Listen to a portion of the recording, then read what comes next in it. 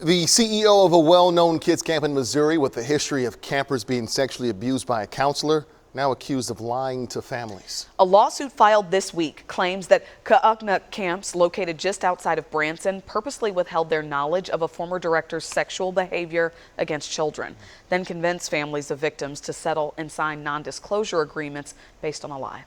Senior I-Team reporter Jessica McMaster talked with family members who filed the lawsuit and shares their journey of abuse, trauma, and being sworn to secrecy. The Yandell family signed a non-disclosure agreement more than a decade ago after learning their son was abused for 3 years at Kanakuk. They tell me if they knew then what they knew now, they never would have signed it. Kanakuk has been silencing victims for many, many years now.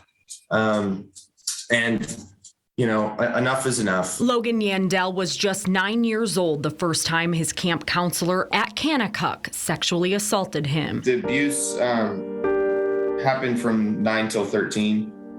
It happened at Kanakuk. Yandell never told his parents about the abuse until 2009, when Newman admitted he sexually assaulted dozens of young campers. I never had a inclination that there were any other kids that were being abused. I thought that I was the only one. So that was a very lonely place to be for a very long time. Once Newman confessed and was fired by Kanakuk, Yandell says his dad Greg asked him if he was one of the victims.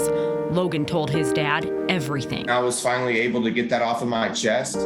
That was such a relief. And it was just, I had been carrying that on my own back for many years. While Yandell, still a young boy, found relief, his family dealt with the grief for the first time. I remember falling to my knees on the concrete in the garage and just weeping. My thought process then was more around almost failure as a parent to protect your kid. Greg says he immediately called Kanakuk CEO Joe White and asked if he had any reason to suspect Newman of being a threat to kids. Joe's direct and immediate response to me was, Greg, we never saw anything. This comes as just as big of a shock to us as it does to you. The family reached a settlement agreement with Kanakuk and signed a non-disclosure agreement in 2010. Logan, who'd finally told his story, had to go back into silence. Until now. NDAs are for trade secrets.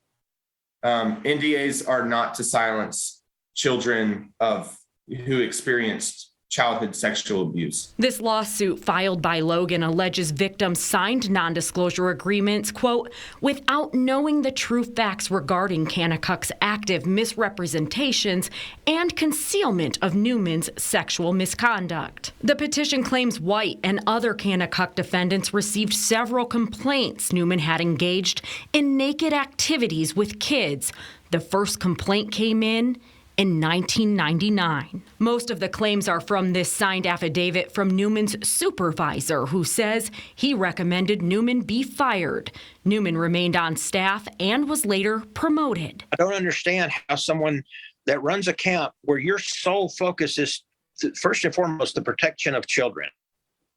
Because as a parent, you send your kid to a camp with the trust that that camp is going to protect my child. The number of kids abused from the time of the alleged first complaint in 1999 until Newman's 2009 confession and firing, unknown.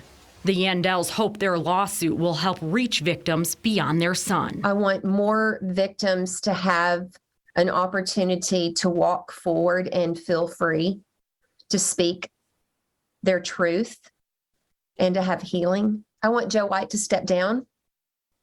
I want Joe White to admit that he knew. I called Kanakuk and asked to speak with Joe White. He's not returned our calls. There is a statement on Kanakuk's website that reads in part, Newman was a master of deception, fooling not only Kanakuk, but also his friends, neighbors, and even his own family.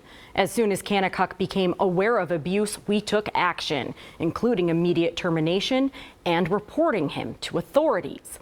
Of course, the Yandell family and a former employee say none of that's true. For the I-Team, I'm Jessica McMaster, KSHB 41 News.